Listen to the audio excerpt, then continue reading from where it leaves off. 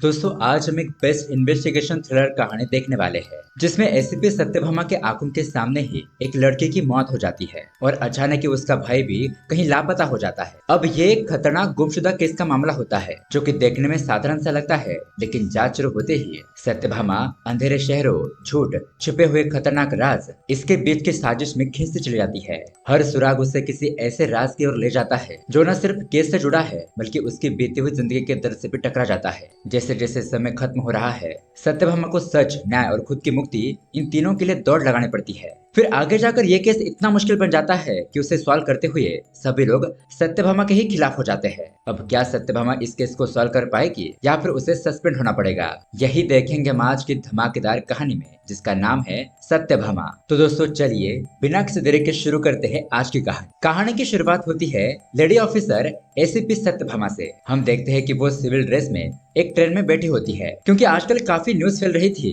कि public places में लड़कियों के नाम और आईडी वगैरह की फोटो खींचने के बाद उन्हें गलत तरीके से एडिट करके उन लड़कियों को ब्लैकमेल किया जाता है। और इसी का पर्दाफाश करने के लिए सत्यभामा और उसकी टीम ट्रेन में बैठी होती है। तभी हम देखते हैं एक लड़का सत्यभामा की आईडी और उसकी फोटो खींचने की कोशिश करता है, तो ये बात सत्यभामा भी देख लेती है। उस लड़के को भी समझ में आ जाता है कि वो पकड़ा गया है, इसलिए वो अपनी जान बचाकर तुरंत ही वहां से भागना शुरू कर देता है। सत्या भी जल्दी से अपने हैकर प्रॉक्सी को कॉल करती है और उसे उस इलाके के सारे सीसीटीवी फुटेज हैक करके वो लड़का कहाँ जा रहा है इसका पता लगाने के लिए कहती है। अब प्रॉक्सी सारे सीसीटीवी फुटेज को हैक करके तुरंत ही उस लड़के के अड्डे के बारे में पता कर लेता है और इसके जरिए सत्यभामा और उसकी टीम तुरंत ही उस अड्डे पर पहुंच जाती है। अब वहां पहुंचने के बाद देखने पर जैसा ये लोग सोच रहे थे बिल्कुल वैसा ही हो रहा था। उस अड्डे पर कुछ लोग लड़कियों की फोटो एडिट करने का काम कर रहे थे। सत्या जल्दी से अपने साथियों के साथ वहां पर धावा बोल देती है और उन लोगों को मार पीट कर पकड़ लेती है। उसके अगले सीन में हम देखते हैं सत्या प्रेस कॉन्फ्रेंस के जरिए अपने देश की सभी महिलाओं को शी टीम नाम के एक ऐप के बारे में बताती है और इस ऐप को सत्या की टीम ने बनाया था। उस ऐप के जरिए अगर कोई भी लड़की किसी मुसीबत में हो तो वह तुरंत ही पुलिस से मदद मांग सकती है। पुलिस को बुलाने पर तुरंत ही पुलिस उसकी मदद करने के लिए पहुंच जाएगी। अब देखते ही देखते वो ऐप देश भर में लड़कियों के पास पहुंच जाता है। बहुत सारी लड़कियां अपनी सुरक्षा के लिए उस ऐप को डाउनलोड कर लेती है। उसके बाद सीन शिफ्ट होता है हसीना नाम की एक लड़की की तरफ। हम देखते हैं कि वो सत्यभामा के पास आती है और अपनी शिकायत बताने लगती है। उसने अपने घर से भागकर यादव नाम के एक टैटू आर्टिस्ट से शादी कर ली थी, लेकिन शादी के कुछ महीनों बाद यादव ने अपने असली रंग दिखाने शुरू किए, यानी कि वो हर दूसरे दिन किसी अनजान लड़की को अपने घर पर ले आता था और उसके साथ टाइम स्पेंड करता था। हसीना आगे बताती है कि मैंने यादव से डाइवोर्स भी मांगा, लेकिन वो मुझे डाइवोर्स देने के लिए तैयार नहीं है। अब सत्यभामा हसीना के शरीर पर काफी सारे चोटों के निशान देखती है और जाहिर सी बात थी कि यादव के मारने की वजह से ही हसीना को ये दर्द मिला होगा। ये सब कुछ देखकर सत्यभामा तुरंत ही यादव को फोन करती है। उसे धमकाते हुए कहती है कि अगर दोबारा तुमने हसीना को परेशान करने की कोशिश की तो सीधा जेल के अंदर डालकर ऐसा मारूंगी कि तुम किसी को तकलीफ देने से पहले 100 बार सोचोगे। अब ये बात सुनकर यादव काफी ज्यादा गुस्सा हो जाता है। यहाँ सत्यभामा हसीना को अपना नंबर देती है और कहती है कि अगर तुम्हें कभी भी मेरी जरूरत पड़े तो मुझे सीधा कॉल कर देना, बिना सोचे समझे मैं तुम्हारी मदद करने के लिए पहुंच जाऊंगी। अब उसके बाद वहां से सत्या अपने घर पर आ जाती है, जहां अमर नाम के एक लड़के जो कि राइटर होता है उसके साथ उसकी शादी थी। लेकिन अपनी ही शादी में वो इतना लेट पहुंची थी कि सारे मेहमान जा चुके थे, पर अमर को इस बात से कोई भी फर्क नहीं पड़ता था। वो तो हर हाल में सत्या का साथ देने के लिए तैयार था, इसलिए वो अपने परिवार को समझाता है और उसके बाद ये दोनों खुशी खुशी शादी कर लेते हैं। अब थोड़ी देर के बाद सत्या अपना फोन चेक करती है तो उसे पता चलता है कि हसीना ने उसे करीब 14 बार कॉल किया है। अब हसीना के इतने सारे मिस कॉल देखकर वो टेंशन में आ जाती है। तुरंत ही हसीना को कॉल करके उसके घर की तरफ जाने लगती है। अब रास्ते में वो हसीना से बात कर रही थी तो हसीना उसे कहती है कि मैडम यादव गुस्से में घर पर आ गया है और अब वो मुझे जान से मारने की धमकी दे रहा है। किसी तरह से मैंने दरवाजा बंद किया है, आप तुरंत यहाँ पर आ जाइए, मुझे बहुत ज्यादा डर लग रहा है। अगर आप यहाँ पर जल्दी नहीं पहुंचे तो लगता है वो मुझे मार डालेगा। सत्यभामा कहती है कि तुम घबराओ मत, मैं तुरंत ही वहां पर पहुंचती हूँ। लेकिन दोस्तों वहां पर यादव दरवाजा तोड़कर अंदर चला जाता है। अंदर जाते ही वो हसीना को बहुत ही बुरी तरीके से मारने पीटने लगता है। कहता है कि आखिरकार तुम्हारी हिम्मत कैसे हुई मेरे खिलाफ पुलिस में कंप्लेंट करने की, रुक मैं तुम्हें बताता हूँ, आज मैं तुम्हें जान से ही मार दूंगा। तो थोड़ी देर के बाद सत्यभामा हसीना के घर पर पहुंच जाती है, लेकिन तब तक यहाँ पर यादव ने हसीना के गले पर चाकू रख दिया था। सत्यभामा उसे चाकू को हटाने के लिए कहती है, लेकिन वो उसकी बात मानने के लिए तैयार ही नहीं था। अब सत्यभामा यादव की तरफ गोलियां चलाने की कोशिश करती है ताकि वो उसे रोक पाए और हसीना को बचा पाए, लेकिन यादव हसीना का गला काट देता है और तुरंत ही वहां से भाग जाता है। सत्यभामा हसीना के पास जाती है, लेकिन बेचारी हसीना अपनी आखिरी सांसें गिन रही थी। वो उसे कहती है कि मेरे छोटे भाई का नाम है इकबाल, बस तुम उसका ख्याल रखना। हमारी माँ के गुजर जाने के बाद उसका मेरे अलावा इस दुनिया में कोई नहीं है। इतना ही कहकर वो अपना दम तोड़ देती है। अब हसीना को मरता हुआ देखकर सत्यभामा को बहुत ही बुरा लगता है। वो खुद को ही कोसने लगती है कि उसने कॉल्स पहले क्यों नहीं देखे। वो थोड़ी देर पहले यहाँ पर पहुंच जाती तो हसीना की जान बच सकती थी। लेकिन दोस्तों सत्यभामा ने तो हसीना को बचाने की पूरी कोशिश की थी, लेकिन फिर भी वो उसे बचा नहीं पाई। अब उसके अगले दिन सत्यभामा हसीना के अंतिम संस्कार पर जाती है, जहाँ हसीना का भाई इकबाल सत्या को देखकर काफी गुस्सा हो जाता है, क्योंकि सत्यभामा ने उसकी बहन को वादा किया था कि वो हर हालत में उसकी रक्षा करेगी। लेकिन इसके बावजूद भी सत्यभामा उसे बचा नहीं पाई। इकबाल अपना गुस्सा दिखाने के लिए सत्यभामा को हसीना के फोन से कॉल भी करता है कि मेरी बहन ने तुम्हें 14 बार कॉल किया था, अगर पहली बार में तुम कॉल उठा लेती तो आज मेरी बहन जिंदा होती। और ये देखकर सत्यभामा को भी बहुत बुरा लगता है कि शायद इसमें मेरी ही गलती थी, जिससे कि बेचारी हसीना की जान चली गई। खैर उसके बाद हम देखते हैं पब्लिक प्लेस पर फायरिंग करने के आरोप में सत्यभामा से उसकी गन छीन ली जाती है। दरअसल उसे तो सस्पेंड किया जाने वाला था, लेकिन सत्यभामा के सीनियर ऑफिसर जोसेफ के कहने पर उसका सस्पेंशन रोक दिया गया। अब उसके बाद सत्यभामा यादव की तलाश करना शुरू कर देती है। बहुत ढूंढने पर भी वो उसे कहीं भी नहीं मिलता। इसी दौरान वो हसीना के भाई इकबाल को भी भरोसा दिलाने की कोशिश करती है कि मुझ पर भरोसा रखो, मैं तुम्हारे बहन को इंसाफ दिलाकर रखूंगी। लेकिन इकबाल को सत्यभामा पर जरा सा भी भरोसा नहीं था कि वह उसकी बहन को इंसाफ दिलाएगी। अब दोस्तों इस केस पर बहुत तेजी से काम करने की वजह से सत्यभामा अपनी फैमिली की तरफ ध्यान नहीं दे पा रही थी। शादी के बाद कुछ महीने गुजर चुके थे, लेकिन अभी तक सत्यभामा ने अपने परिवार को कोई भी खुशखबरी नहीं दी थी। अब इसी के बारे में डॉक्टर से पूछने पर डॉक्टर उन्हें बताती है कि सत्यभामा के काम की वजह से उसे टेंशन और एंजाइटी का शिकार होना पड़ रहा है, जिस वजह से वो हमेशा स्ट्रेस में रहती है और खुद पर ध्यान नहीं दे पाती। इसलिए उसे कुछ दिनों तक आराम करना होगा, तभी जाकर वो ठीक हो पाएगी। लेकिन दोस्तों जैसा कि हम सब लोगों को पता है, पुलिस का काम तो आराम करने वाला नहीं होता। पुलिस स्टेशन में बहुत सारे केसेस पेंडिंग पड़े होते हैं, इसलिए सत्यभामा को काम करना ही पड़ रहा था। अब उसके अगले दिन जोसेफ सत्यभामा को सी टीम ऐप से हटाकर क्राइम टीम में शामिल कर देता है, यानी कि अब सी टीम के सभी केसेस दूसरे ऑफिसर संभालेंगे। इस वजह से सत्यभामा के हाथ से हसीना वाला केस भी निकल जाता है। लेकिन फिर भी दोस्तों वो इस केस को इतने आसानी से नहीं छोड़ने वाली थी। उसके बाद वो अपने दोस्त राजू को, जो कि अंडर कवर ऑफिसर होता है, उसके साथ मिलकर यादव की तलाश जारी रखती है। अब ये तलाश उसे उस लड़की तक पहुंचा देती है जिसके साथ यादव का पहले चक्कर था। उस लड़के से मिलने के बाद सत्यभामा को पता चलता है कि वो यादव तो एक नंबर का चीटर आदमी है। उसने इस लड़की के जैसे कई सारे लड़कियों को धोखा दिया है और ना जाने अब वो और किस लड़की को फंसाने की फिराक में होगा। अब दोस्तों बेचारी सत्यभामा हसीना के केस से परेशान थी कि तभी उसे खबर मिलती है कि हसीना का भाई इकबाल भी कहीं लापता हो चुका है। कल शाम से वो अपने घर पर नहीं आया है और ये केस प्रसाद नाम के पुलिस ऑफिसर के अंडर चल रहा था। पर तब भी सत्यभामा इस केस को लेने की कोशिश करती है, लेकिन डीसीपी आनंद राव सत्यभामा से कहता है कि जो प्रोटोकॉल बनाए गए हैं तुम सिर्फ उसे फॉलो करो, तुम्हें दूसरे केसेस लेने की कोई भी जरूरत नहीं है। लेकिन वो सत्यभामा है, कुछ भी कर सकती है। वो किसी भी हालत में इस केस को नहीं छोड़ना चाहती थी। वो अपने तरीके से अलग से इस केस पर काम करना शुरू कर देती है, क्योंकि हसीना को ना बचा पाने का दुख अभी तक उसमें मन में खल रहा था और अब तो उसका भाई इकबाल भी कहीं गायब हो गया है, तो वो उसे ढूंढ नहीं पाई तो वो खुद को माफ नहीं कर पाएगी। अब उसके अगले सीन में हम देखते हैं सत्यभामा इकबाल के कॉलेज जाती है। वहाँ के सीसीटीवी फुटेज से उसे पता चलता है कि आखिरी बार इकबाल को यहीं पर देखा गया था। लेकिन वो हैकर प्रॉक्सी बताता है कि मैडम सीसीटीवी फुटेज से छेड़छाड़ की गई है, कुछ पार्ट्स को कट भी किया गया है। उसके बाद प्रॉक्सी आसपास के सीसीटीवी फुटेज को भी चेक करता है और उस फुटेज को चेक करने के बाद उन्हें पता चलता है कि एक BMW कार इकबाल के पास से गुजरी थी और सीसीटीवी फुटेज में कार के नंबर प्लेट से पता चलता है कि वो कार MP के बेटे ऋषि की है, जो इकबाल के कॉलेज में आया करता था। अब सत्यभामा ऋषि से सीधे बात नहीं कर सकती थी क्योंकि वो MP का बेटा था, इसलिए वो पहले उसके खिलाफ सबूत इकट्ठा करने में लग जाती है ताकि बाद में उसे रिमांड पर ले सके। अब सत्या वहाँ से इकबाल के घर पर जाती है, जहाँ पर उसकी मुलाकात इकबाल के एक दोस्त दिव्या से होती है। सत्या उसे कहती है कि देखो मैं तुम्हें जानती हूँ, तुम इकबाल की बहुत अच्छी दोस्त हो, लेकिन तुम्हारा ऋषि के साथ क्या रिश्ता है उसके बारे में मैं जानना चाहती हूँ, क्योंकि जब इकबाल के पिता उसके लापता होने की खबर मुझे बताने के लिए आए थे तो वहाँ पर तुम और ऋषि भी मौजूद थे। अब दिव्या बताती है कि इकबाल और मैं MBBS स्टूडेंट है, पिछली क्लास से ही हम दोनों एक दूसरे के अच्छे दोस्त है। अब इकबाल पढ़ाई में जितना आगे है, लड़ने और झगड़ने में वो उतना ही पीछे है, यहाँ तक कि वो खुद का भी स्टैंड नहीं ले पाता।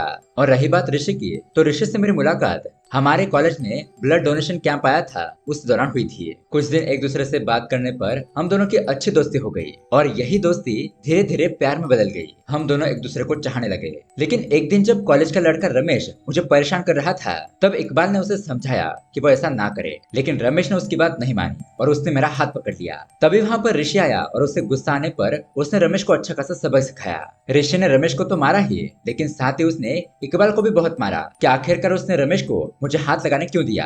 दरअसल इकबाल थोड़ा कमजोर था और वो लड़ाई झगड़ा पसंद नहीं करता था। अब ये सारी बातें सुनने के बाद सत्यभामा को डाउट होने लगता है कि शायद ऋषि ने इकबाल को रास्ते से हटाने के लिए कहीं उसका अपहरण तो नहीं किया, ताकि दिव्या और वो एक साथ हो सके। क्योंकि अगर इकबाल दिव्या से प्यार करता है तो इससे उनके बीच का कांटा दूर हो जाएगा।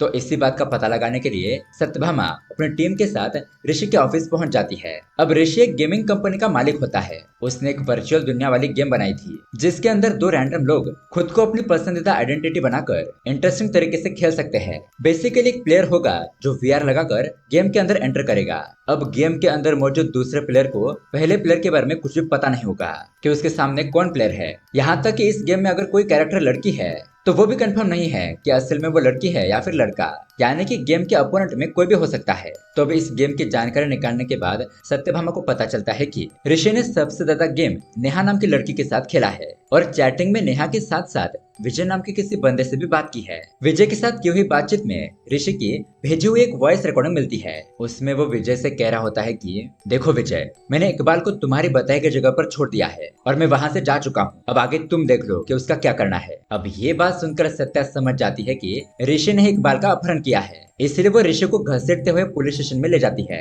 एमपी और आनंद उसे रोकने की कोशिश करते हैं, क्योंकि डीसीपी आनंद एमपी का चेला होता है और वो उसकी कही हुई सारी बात मानता था। पर तब जोसेफ आनंद को कॉल करके कहता है कि देखो आनंद, इकबाल का केस मैंने सत्यभामा को दे दिया है, तो कोई भी उसे परेशान करने की कोशिश ना करे, उसे उसका काम करने दो। ये बात सुनकर आनंद भी घबरा जाता है और यहाँ पर सत्यभामा पूरे एटीट्यूड के साथ ऋषि को पुलिस स्टेशन ले जाती है। अब पुलिस स्टेशन में आते ही सत्यभामा पूरे गुस्से में ऋषि से पूछताछ करती है और डर के मारे यहाँ पर ऋषि सब कुछ बताने लगता है। वो बताता है कि एक दिन विजय नाम का बंदा मेरे साथ गेम में एंटर हुआ था। उसने कहा कि वो एंटी टेरर स्क्वाड से है, यानी कि ऐसा पुलिस डिपार्टमेंट जो आतंकवादियों को पकड़ने का काम करता है। विजय ने ही मुझे बताया कि नेहा का कनेक्शन आतंकवादियों के साथ है और उसकी जानकारी में वो कुछ बहुत बड़ा प्लान करने की कोशिश कर रही है। ये बात सुनकर तो मैं घबरा गया था। फिर विजय ने मुझसे नेहा के सारे चैट्स मांगे। उससे चेक करने पर मुझे पता चला कि नेहा किसी गेमर से बहुत ज्यादा बात करती है और उसने अख्तर नाम के आदमी से किसी को मिलने के लिए कहा था। तो मैं बहुत क्यूरियस हो चुका था कि आखिरकार वो बंदा कौन है जो अख्तर से मिलने वाला है। इसलिए मैंने अख्तर का चुपके से पीछा करना शुरू किया और पीछा करने पर मुझे बहुत ही शॉकिंग बात पता चली। दरअसल वो अनजान बंदा और कोई नहीं है बल्कि इकबाल होता है। वो किसी आतंकवादी ग्रुप से मिला हुआ है। अब ये जानकर तो मैं बहुत ही घबरा गया। मैं तुरंत ही सारी बात समझ गया कि विजय सही कह रहा था, इसलिए विजय के कहने पर मैंने इकबाल का अपहरण किया। इकबाल को बेहोश करके विजय की बताई गई जगह पर छोड़ दिया। लेकिन तभी अचानक इकबाल को होश आ गया और उसने तुरंत ही मेरा कॉलर पकड़ लिया। अब कॉलेज में सीधा साधा रहने वाला एक लड़का बिना डरे ऐसे किसी की कॉलर पकड़ सकता है, ये तो मैंने सोचा ही नहीं था। उसकी आंखों में मैंने जो गुस्सा देखा था, उसे देखकर मुझे यकीन हो गया कि ये वो इकबाल नहीं है जो पहले हुआ करता था। इसलिए मजबूरन मुझे उसे धक्का देकर वहां से भागना पड़ा। तो देखिए सत्यभामा मैडम, मैंने कुछ भी गलत नहीं किया है। अब ये सारी बातें सुनने के बाद सत्यभामा शॉक रह जाती है। वो तुरंत ही ऋषि की बताई गई जगह पर जाती है। वहाँ आसपास ढूंढने पर उसे इकबाल बहुत ही बुरी हालत में दिखाई देता है, क्योंकि दोस्तों जब ऋषि ने उसे धक्का दिया था तब एक लकड़ी का टुकड़ा उसके पेट में घुस गया था और वो घायल होने की वजह से वहीं पर बेहोश हो गया। इसलिए सत्यभामा तुरंत ही एम्बुलेंस बुलाती है और उसे हॉस्पिटल भेज देती है। जब इकबाल को उठाकर एम्बुलेंस में रखा जा रहा था तब सत्यभामा को उसके पास से उसकी बहन हसीना का लॉकेट मिलता है। वो लॉकेट उसने आखिरी बार यादव के पास देखा था। अब ये देखकर सत्यभामा को लगता है कि शायद इस सब के पीछे यादव हो सकता है, जो कि इकबाल को फंसाने की कोशिश कर रहा हो, क्योंकि उसने मुझे चैलेंज भी किया था कि हिम्मत है तो मुझे पकड़ कर दिखाओ। अब हॉस्पिटल में लाने के बाद इकबाल तो कोमा में चला जाता है और ये बात पता चलने पर एमपी तो एकदम से घबरा जाता है कि अब उसका बेटा ऋषि कहीं इस केस में फंस ना जाए। यहाँ पर आनंद उसे बताता है कि पहले तो ऋषि के ऊपर इकबाल के अपहरण करने का चार्ज था, लेकिन अब इकबाल की ऐसी हालत देखकर उसके ऊपर अटेम्प्ट टू मर्डर का भी केस लगेगा। उसके साथ साथ अगर इकबाल आतंकवादियों के साथ मिला हुआ निकला तो ऋषि पे भी टेररिस्ट के साथ लिंक होने का चार्ज लगेगा। इतना ही नहीं, अगर इकबाल हॉस्पिटल में मर गया तो इकबाल की हत्या का भी चार्ज ऋषि के ऊपर ही लगेगा। इन शॉर्ट दोस्तों, ऋषि अब बुरी तरीके से फंस गया है। आगे आनंद कहता है कि और ये केस अब मेरे हाथ में भी नहीं है तो मैं भी कुछ नहीं कर सकता। तब ऋषि उनकी सारी बात सुन लेता है। अब ये जानने के बाद कि वो फंस चुका है और उसके बचने का कोई भी रास्ता नहीं है, इसलिए वो चुपके से घर छोड़कर भाग जाता है। सभी पुलिस वाले उसे ढूंढने में लग जाते हैं लेकिन वो किसी को नहीं मिलता। अब उसके अगले सीन में हम देखते हैं जोसेफ अपना रिटायरमेंट अनाउंस करता है कि वो अगले 3 दिनों में रिटायरमेंट लेने वाला है। और दोस्तों, ये एमपी के दबाव में आकर जबरदस्ती हायर ऑफिसर ने जोसेफ को ऐसा करने के लिए कहा था। इसलिए यहाँ पर जोसेफ सत्यभामा को कहता है कि देखो सत्यभामा, तुम्हारे पास सिर्फ 3 दिन बचे हैं। 3 दिन के अंदर तुम्हें इकबाल और हसीना का केस सॉल्व करना होगा, वरना 3 दिन के बाद सीधा सीधा ये केस तुम्हारे हाथ से निकल जाएगा और उसके बाद तुम जानती हो कि तुम कुछ नहीं कर पाओगी। अब ये बात सुनकर सत्यभामा भी परेशान हो जाती है कि 3 दिन में वो इस केस को कैसे सॉल्व करेगी। अगले सीन में सत्यभामा इकबाल, विजय और नेहा की जानकारी निकालने में लग जाती है। इकबाल का लैपटॉप और मोबाइल चेक करने पर कुछ नहीं मिलता, सब कुछ क्लीन होता है, यानी कि इकबाल का आतंकवादियों के साथ कोई भी लिंक नहीं था। साथ ही विजय और नेहा की फेक प्रोफाइल थी जो कि उस गेम के लिए बनाई गई थी। ये विजय और नेहा असल में कौन है, उनकी क्या पहचान है, ये कोई नहीं जानता था। इसलिए अब सत्या के पास आखिरी ऑप्शन अख्तर बचा होता है, उसी के जरिए वो नेहा और विजय तक पहुंच सकती थी। इसलिए सत्यभामा अपना चेहरा छुपाकर उसके इलाके में पहुंच जाती है जहां पर अख्तर रहता है। वो वहां पर एक प्रोस्टिट्यूट बनकर जाती है ताकि आसानी से अख्तर के घर पर जा सके। तो यहाँ पर होता भी वैसा ही है, अख्तर उसे अपने घर पर ले जाता है। सत्यभामा जैसे ही अख्तर के घर में घुसती है, इधर उधर देखने पर उसे कई सारे लोगों के पेपर्स दिखाई देते हैं जो सभी आतंकवादी संगठन में शामिल होना चाहते थे। और उन्हीं में इकबाल का भी एक पेपर होता है जिसे देखकर सत्या तुरंत ही अपने पास रख लेती है, क्योंकि सत्यभामा को पता था कि इकबाल आतंकवादी नहीं है, कोई उसे फंसाने की कोशिश कर रहा है। अब यहाँ पर अख्तर समझ जाता है कि सत्या कोई आम इंसान नहीं है बल्कि पुलिस ऑफिसर है, तो वो सत्या से लड़ना शुरू कर देता है। लेकिन अख्तर उस पर वार करे इससे पहले ही सत्यभामा उस पर वार करती है और उससे जबरदस्त फाइट करती है और वो वहां से इकबाल का पेपर लेकर आराम से चली जाती है। अब उसके अगले सीन में हम देखते हैं सत्या को पता चलता है कि ऋषि दिव्या के साथ बात कर रहा है, क्योंकि सत्यभामा ने उन दोनों का फोन ट्रैक पर लगा दिया था। पर जब तक ऋषि की लोकेशन पता करके वहां पर पहुंचते हैं तो उससे पहले वो वहां से भाग चुका था। फिर हम देखते हैं सत्यभामा दोबारा से इकबाल के घर पर जाती है जहाँ वो इकबाल के पिता से बात करती है। उसी दौरान सत्यभामा की नजर इकबाल के फैमिली फोटो पर पड़ती है जिसमें कि उसको विजय दिखाई देता है। अब सत्यभामा इकबाल के पिता से विजय के बारे में पूछती है, जिस पर वो बताते हैं कि ये तो मेरा साला रियाज है, ये इस्तानबुल में काम करता है, इसने तो हसीना को भी वहां पर लाने के लिए कहा था, लेकिन बाद में मुझे पता चला कि वो लड़कियों के साथ गलत काम करवाता है, इसलिए मैंने मना कर दिया। तो ये बात सुनकर सत्या हैरान हो जाती है। वो सोचती है कि अच्छा, रियाज को विजय बनाकर किसी ने ऋषि से बात की होगी, कोई तो ऐसा है जो विजय के नाम के जरिए रियाज की सच्चाई सबके सामने लाना चाहता था। फिर क्या था, सत्या रियाज को रिमांड पर ले लेती है ताकि उससे पूछताछ की जाए, लेकिन रियाज कहता है कि देखो, मुझे मालूम नहीं है कि वो विजय कौन है और ना ही मैंने कभी वो गेम खेला है। आप लोग बिना सबूत के मुझे ऐसे रिमांड पर नहीं ले सकते, पहले सबूत लेकर आओ फिर पूछताछ करना। अब उसके खिलाफ सबूत न होने की वजह से इन लोगों को रियाज को छोड़ना पड़ता है। उसके बाद किसी तरह से पुलिस को नेहा के बारे में पता चलता है। उसके लोकेशन ट्रेस करके सत्यभामा तुरंत ही उसके पास पहुंचती है तो नेहा से बात करके उसे पता चलता है कि असल में उसका नाम माया है और उसने भी ऋषि का गेम कभी नहीं खेला है, तो वो नेहा बनकर ऋषि के साथ कैसे बात कर सकती है। और दोस्तों, यहाँ पर नोटिस करने वाली बात ये थी कि ये माया वही लड़की होती है जिसका यादव के साथ चक्कर चल रहा था जब हसीना जिंदा थी। अब सत्यभामा फिर से परेशान हो जाती है कि यहाँ पर चल क्या रहा है। घूम फिर कर उसकी गाड़ी एक ही जगह पर अटक रही है। आखिरकार इसके पीछे कौन है जो रियाज और माया की फेक आइडेंटिटी बनाकर ऋषि को इसमें फंसा रहा है। अब सत्या उन दोनों के ऊपर अंडरकवर एजेंट को लगा देती है ताकि वो माया और रियाज की हरकतों पर नजर रख सके। वही दूसरी तरफ छुपकर ऋषि और दिव्या वो दोनों उस आदमी का पता लगा रहे होते हैं जिस इंसान ने ऋषि को बेहोशी वाला इंजेक्शन दिया था। वही इंजेक्शन लगाकर ऋषि ने इकबाल को बेहोश करके उसका अपहरण किया था।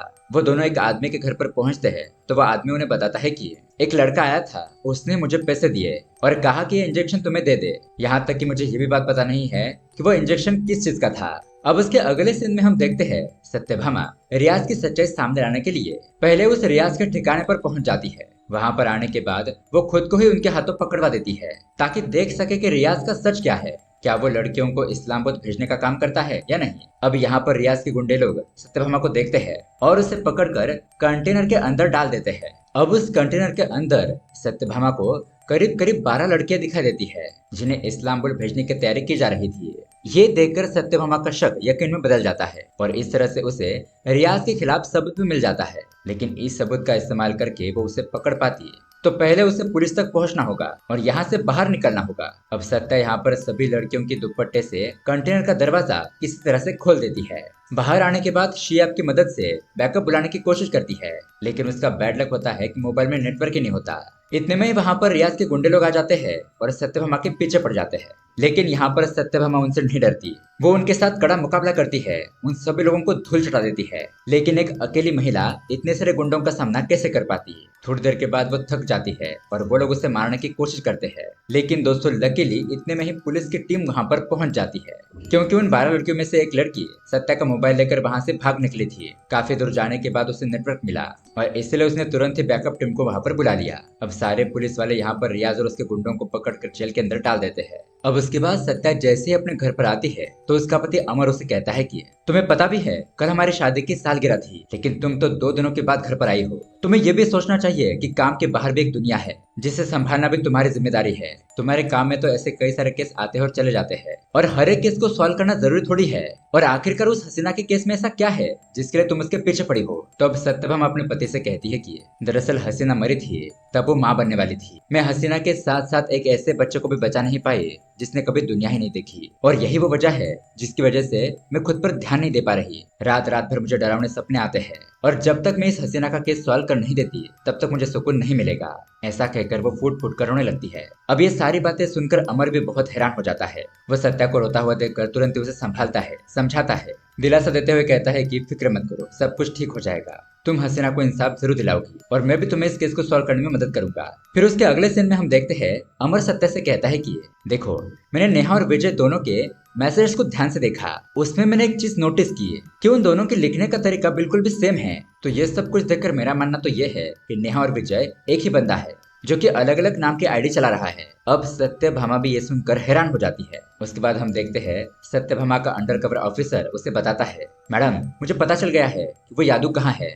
आप यहाँ पर जल्दी से आ जाइए। इसलिए सत्यभामा तुरंत ही उसके पास पहुंच जाती है। अब वो एजेंट छुपकर सत्यभामा को एक गन भी देता है और जब सत्यभामा यादू के एड्रेस पर पहुंचती है तो वहाँ पर यादू की हालत देखकर उसके तो होश उड़ जाते हैं, क्योंकि यादू का पूरा शरीर सड़ चुका था। उसे अजीब तरह की बीमारी हो गई थी। यहाँ पर सत्यभामा को पता चलता है यादव की यहाँ पर पहली पत्नी है जो कि फिलहाल उसका ख्याल रख रही है, और यादव अपनी पत्नी को फंसाकर शहर में जाकर अलग अलग लड़कियों को चिट करता था। उसकी पत्नी बताती है कि 1 साल पहले इसे अचानक एक बीमारी हो गई और धीरे धीरे इसका पूरा शरीर सड़ने लगा। एक डॉक्टर आते हैं जो इसका इलाज करते हैं। अब यादव की ऐसी हालत देखकर सत्यभामा को याद आता है कि कॉलेज वाले रमेश को भी इसी तरह की बीमारी हुई है और वो भी हॉस्पिटल में एडमिट है। दोस्तों, ये रमेश आपको याद होगा जो दिव्या को छेड़ रहा था, जिसने दिव्या का हाथ पकड़ा था। अब यहाँ पर सत्यभामा अपने पति अमर को फोन करके विजय और नेहा की चैट्स चेक करने के लिए कहती है, क्या उसमें कुछ जगह पर एल अल्फाबेट मिसिंग है। तो उसे देखकर अमर जवाब देता है कि हाँ, कुछ जगह पर एल लेटर की बजाय आई लेटर यूज किया है। तो ये बात सुनकर सत्यभामा सारी चीजें समझ जाती है कि इकबाल के कीबोर्ड में भी एल बटन कहीं गायब था। अब वो यादव की पत्नी को इकबाल का फोटो दिखाकर कहती है कि क्या ये वही डॉक्टर है जो यादव का इलाज करता है। तो उसकी पत्नी हाँ में जवाब देती है। और दोस्तों, यहाँ पर आता है बहुत बड़ा ट्विस्ट। इसका मतलब दोस्तों, हम अभी तक जिसे मासूम समझ रहे थे वही असली मास्टरमाइंड निकला। ये सब कुछ करने के पीछे इकबाल का ही हाथ था और उसने ऐसा क्यों किया ये हमें अभी पता चलेगा। यहाँ दूसरी तरफ हम देखते हैं जैसे ही इकबाल को होश आता है, यानी कि वो कोमा में चला गया था लेकिन अब वो ठीक हो जाता है, तो इकबाल तुरंत ही दिव्या के घर पर पहुंचता है जहाँ उसे ऋषि भी दिखाई देता है। अब उसे देखकर इकबाल उसे कहता है कि जिस नेहा और विजय ने मिलकर तुम्हें फंसाया है वो दोनों और कोई नहीं बल्कि मैं ही हूँ। ये बात सुनकर ऋषि को बहुत ज्यादा गुस्सा आ जाता है। वो उसे मारते पीटते हुए पूछता है कि आखिरकार तुमने ये सब कुछ क्यों किया। लेकिन तभी इकबाल उसे किसी तरह का इंजेक्शन लगा देता है जिससे कि ऋषि को चक्कर आता है और वह जमीन पर गिर जाता है। लेकिन उस इंजेक्शन में दवा की मात्रा काफी कम थी और दरअसल दोस्तों, ऐसा ही इंजेक्शन इकबाल ने यादव को भी लगाया था। और उससे जब पता चला कि पुलिस यादव को ढूंढ नहीं पा रही है तो उसने खुद से यादव की जानकारी निकालना शुरू किया। जैसे ही इकबाल यादव से मिला उसने ये इंजेक्शन तुरंत ही उसके शरीर के अंदर घुसा दिया और इकबाल ही डॉक्टर बनकर डेली यादव के घर पर जाता था और उस इंजेक्शन के जरिए थोड़ा थोड़ा उस दवाई का डोज उसे देता था। उसी दवाई की वजह से यादव की ऐसी हालत हो गई थी। अब इकबाल दिव्या से कहता है कि तुम्हें याद है वो यादव मेरी बहन हसीना के साथ क्या करता था। वो उसे गालियां देता, चिल्लाता, उसे मारता पीटता। लेकिन वह सब कुछ सहन कर लेती थी। और तुम्हें वो दिन याद है जब रमेश ने तुम्हारा हाथ पकड़ा था? तब ऋषि ने तुमको बहुत ज्यादा डांटा था। तो उस वक्त ऋषि के रूप में मुझे यादव ही दिखा दिया। मैं नहीं चाहता था कि तुम्हारा हाल भी मेरी बहन की तरह हो। आगे जाकर ऋषि तुम्हें मारे पीटे, इसलिए मैंने ऋषि को तुमसे दूर करने के लिए प्लान बनाया था। मैंने ही ऋषि को फंसाया, विजय और नेहा बनकर उससे मैसेज किए, खुद आतंकवादी संगठन में शामिल होने का नाटक किया ताकि इसके जरिए ऋषि खुद फंस जाए। मैंने खुद का ही अपहरण करने का प्लान इससे बनाया ताकि इस इल्जाम की वजह से पुलिस ऋषि को पकड़ सके। अपहरण वाले दिन तो ऋषि मुझे वहां पर छोड़कर जाने वाला था, लेकिन गलती से मैं लकड़ी के टुकड़े पर गिर गया और घायल हो गया। लेकिन उस वजह से मेरा ही फायदा हुआ, क्योंकि इससे ऋषि पर अटेम्प्ट टू मर्डर का केस लगा। लेकिन इसके बावजूद भी मुझे सुकून नहीं मिल रहा था। मुझे लग रहा था कि इतना सब कुछ करने के बाद तुम ऋषि से दूर हो जाओगी, लेकिन तुम दोनों तो और भी करीब आ गए। इसलिए अब मैं ऋषि का वही हाल करूंगा जो मैंने रमेश का और यादव का किया। ऋषि को भी बहुत बुरी बीमारी लगाकर वो भी मर जाएगा। अब इससे पहले कि दोस्तों इकबाल उसे दूसरा इंजेक्शन लगा पाता, अचानक ही सत्यभामा वहां पर आकर उसे रोक देती है। वो उसे कहती है कि मैंने तुम्हारे बारे में सब कुछ पता कर लिया है, तुम्हारी भलाई इसी में है कि तुम तुरंत ही उस इंजेक्शन को फेंक दो। सत्यभामा कहती है कि तुमने ऋषि और दिव्या को दूर करने के लिए ये सब कुछ किया, उसे नेहा और विजय बनकर फंसाया। तुमने रियाज को विजय बनाया ताकि पुलिस जब उसके बारे में जानकारी निकाले तो उसकी करतूतें सामने आ जाए। तुमने रियाज को इसलिए फंसाया क्योंकि वो तुम्हारी बहन हसीना को इस्लाम बुद्ध में बेचना चाहता था। साथ ही यादव को ढूंढते ढूंढते तुम माया तक पहुंचे। तुमने माया का चेहरा यूज किया ताकि उसके जरिए सबको पता चल जाए कि यादव कितना घटिया इंसान था। उसने माया, तुम्हारी बहन हसीना और ऐसी कई सारी लड़कियों को फंसाया। तुमने इन सब लोगों से बदला तो ठीक लिया, लेकिन तुम्हारा तरीका गलत था। तुम्हें कानून पर भरोसा करना चाहिए था। अगर तुम पुलिस से मदद मांगते तो तुम्हारी मदद जरूर की जाती। इसलिए अब तुम चुपचाप वो इंजेक्शन फेंक दो, क्योंकि अगर तुम्हारी बहन हसीना यहाँ पर होती तो वो भी यही करती। ये बात सुनकर इकबाल हैरान हो जाता है। उसे सत्यभामा के अंदर अपनी बहन दिखाई देती है, तो उसे देखकर वो समझ जाता है कि शायद सत्यभामा ठीक कह रही है और फाइनली वो खुद को सरेंडर कर देता है। फिर कहानी के एंडिंग में हम देखते हैं कि कुछ महीनों का समय बीतने के बाद सत्यभामा प्रेग्नेंट हो चुकी है।